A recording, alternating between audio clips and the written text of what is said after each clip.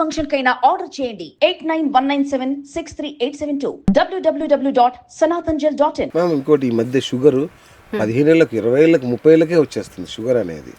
So ఈ sugar అనే వ్యాధి ఏ గ్రహానికి సంబంధించింది మేడం? షుగర్ అనేది ముఖ్యంగా గురువుకి సంబంధించిందండి. అలాగే గురువుతో పాటు శని, రాహువు, శుక్రుడు ఈ మూడు కలిసినప్పుడు కూడా మనకి ఈ డయాబెటిక్ అనేది వస్తుంది. ముఖ్యంగా ఇప్పుడు ఎందుకు వస్తుంది అంటే మన అలవాట్లు, తిండి. ఇది వరకు రోజుల్లో మీరు చూసుకుంటే సూర్యోదయానికి ముందు, సూర్యాస్తమయానికి ముందు మన తిండి అవన్నీ అయిపోయేవి. కానీ ఇప్పుడు అలా లేదు. మార్నింగ్ నుంచి వేలాపాల లేకుండా తింటున్నాం. అది కూడా ఎలా తింటున్నాం?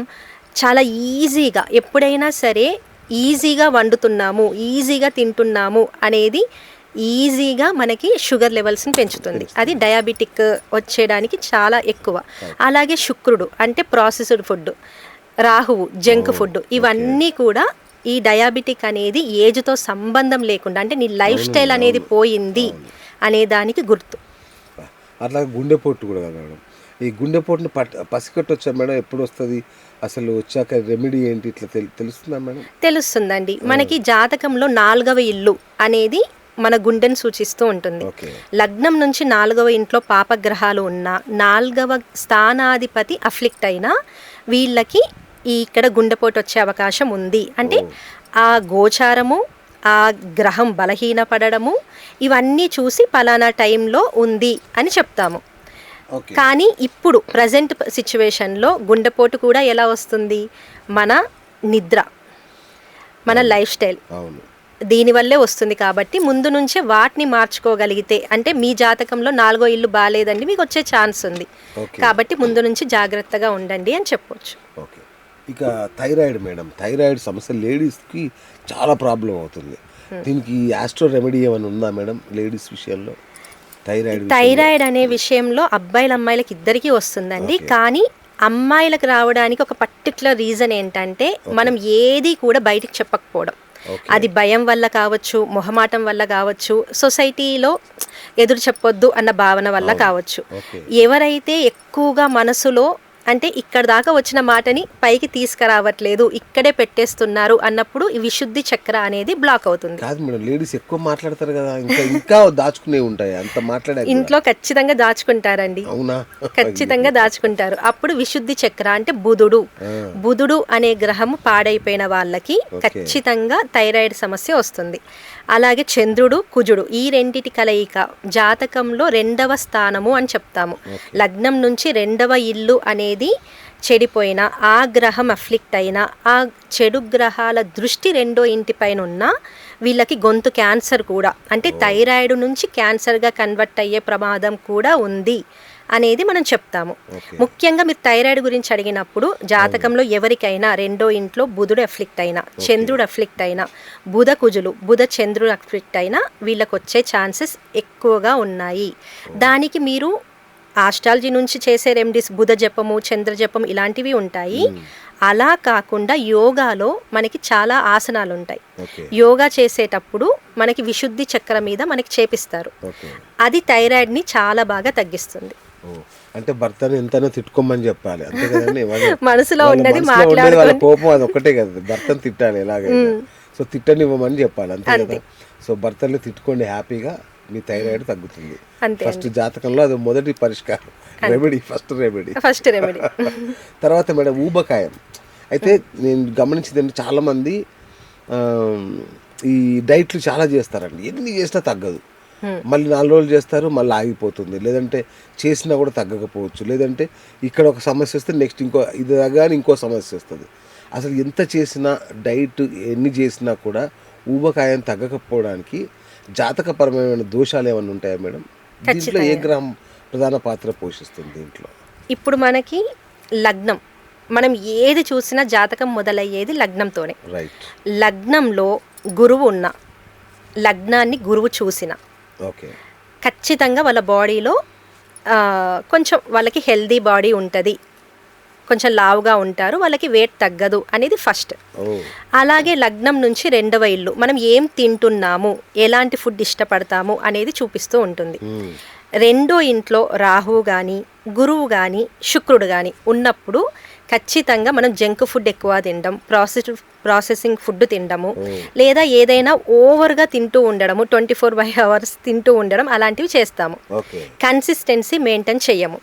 అలాగే మీ లగ్నం గనక ఏదైనా జలతత్వ రాశుల్లో వృశ్చికం, కర్కాటకం, మీనం ఈ 3 రాశుల్లో ఉన్నప్పుడు వాళ్ళ బాడీలో బ్లడ్ కన్నా అంటే వాటర్ కంటెంట్ అనేది ఎక్కువగా ఉంటుంది, వాళ్ళు బాడీ తగ్గదు, అలాగే ఉంటారు అని చెప్పొచ్చు.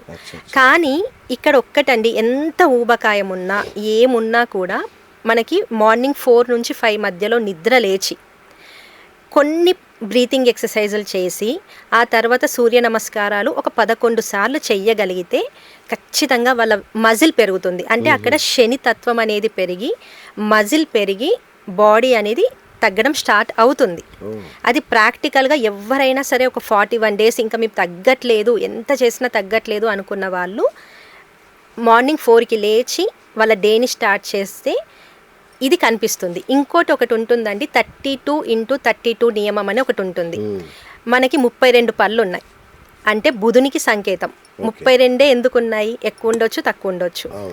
మన యూనివర్స్ అనేది అలా డిజైన్ చేయబడింది. 32 ఏదైనా మనం తింటున్నప్పుడు 32 సంఖ్యతో తిన్నప్పుడు, ఒక చపాతీ ఉంది 32 చెయ్యండి, వాటిని 32 చేసి ఒక్కొక్క పీస్ని 32 టైమ్స్ నమలండి. 32 పీసెస్ చేయాలి ఒక చపాతీని. ఏది తిన్నా మీరు ఏది తిన్నా దాన్ని 32 చేసి నమలడం ఎక్కువ నమిలి తింటున్నప్పుడు ఎలాంటి ఒబెసిటీ కానీ ఏ జబ్బు ఉన్నా సరే అది ఖచ్చితంగా 41 డేస్ చేస్తే తగ్గుతుంది. అది నియమం. అంటే చపాతీ ఏది తిన్నా ఏ ఆహారమైనా 32 భాగాలు చేసుకొని తినాలి. అది నమలాలి 32 సార్లు. అంటే మనం కౌంట్ చేసుకుంటూ నమలకపోయినా కొంచెం ఎక్కువ సార్లు నమలాలి. 32 భాగాలు చేసుకొని 32 సార్లు నమిలితే ఇంకా బెటర్. మన బాడీ నాకు తెలిసి 32 సార్లు చేస్తే ఆవిరైపోతుందేమో మేడం. నమలాలి. అదే అన్ని సార్లు గ్రైండింగ్ చేస్తే ఆవిరైపోద్దేమో. అంతేనా? మన బాడీ అలా అబ్జర్ప్షన్ కరెక్ట్ గా చేసుకుంటుంది. సూపర్. ఈ సలహా నేను కూడా పాటిస్తాను. Thank you. అండ్ మేడం ఇంకొకటి, ఈ సంతానం, చాలా మందికి సంతానం లేని సమస్య. ఎన్ని టెస్టులు చేయించినా కూడా లోపం కనబడదు. ఒకటి వాళ్ళు IVF చేయించినా కూడా ఫెయిల్ అవుతుంటుంది.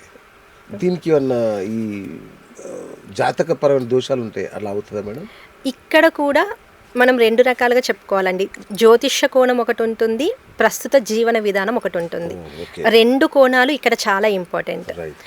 ఈ సంతానం అనేది మనం ఫస్ట్ జ్యోతిష్య కోణం తర్వాత చెప్పుకుందాము.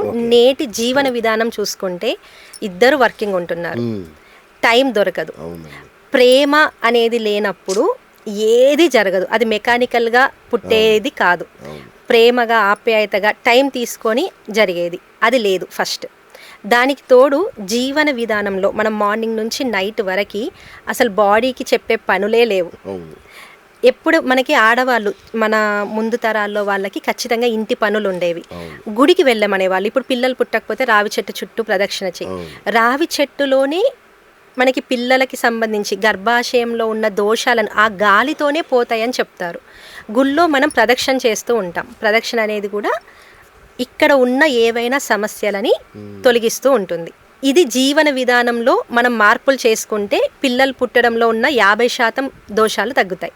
ఇంకా జ్యోతిష్య పరంగా వచ్చినప్పుడు ఖచ్చితంగా వాళ్ళలో 5వ స్థానం అనేది చెడిపోయి ఉంటుంది, అలాగే 9వ స్థానం, 11వ స్థానం, ఇలా పిల్లలకు సంబంధించిన చాలా హౌజెస్ అనేవి అఫ్లిక్ట్ అయ్యి ఉండి వీళ్ళకి సంతాన భాగ్యం కొంతమందికి అసలే ఉండదు అనేది చూపిస్తుంది. అంటే శుక్రుడు మగవాళ్ళలో దెబ్బతిన్న వాళ్ళ శుక్ర కణాల సంఖ్య తగ్గడము, వేగంగా లేకపోవడం, దానివల్ల అవరు. ఆడవాళ్ళలో గురుబలం లేకపోవడం, బుధుడు బాలేకపోవడం వల్ల పిల్లలు పుట్టరు. ఇలాంటి దోషాలు మనం జాతకంలో గుర్తిస్తే జాతక చక్రం వేసినప్పుడు ఎక్కడ ప్రాబ్లం ఉంది, దానికి ఏం చెయ్యాలి, పితృదోషం ఉందా, లేదా మీకు జాతకంలో పిల్లల దగ్గర దోషం ఉందా, మీ ప్రారంధ కర్మలో దోషం ఉందా, అది మనం గుర్తిస్తే వాళ్ళకి పుట్టారా చెప్పొచ్చు. IVF కూడా అండి ఇప్పుడు ఎప్పుడు పడితే అప్పుడు వెళ్ళకూడదు. మనం జాతకం చూసినప్పుడు అక్కడ 5వ స్థానాధిపతి దశ కానీ 4వ స్థానాధిపతి దశ కానీ 9, 11 ఇలాంటి అంతర్దశలు కానీ దశలు కానీ జరిగినప్పుడు, లేదా గురువు మనకి మారుతూ ఉంటాడు ఒక గ్రహం ఒక రాశి నుంచి ఒక రాశికి, అలా మారేటప్పుడు 4వ ఇంట్లో కానీ 5వ ఇంట్లో కానీ 9వ ఇంట్లో కానీ 11వ ఇంట్లో కానీ ఇలా వచ్చినప్పుడు మనం IVFకి వెళ్తే ఖచ్చితంగా పిల్లలు పుట్టే అవకాశాలు పెరుగుతాయి.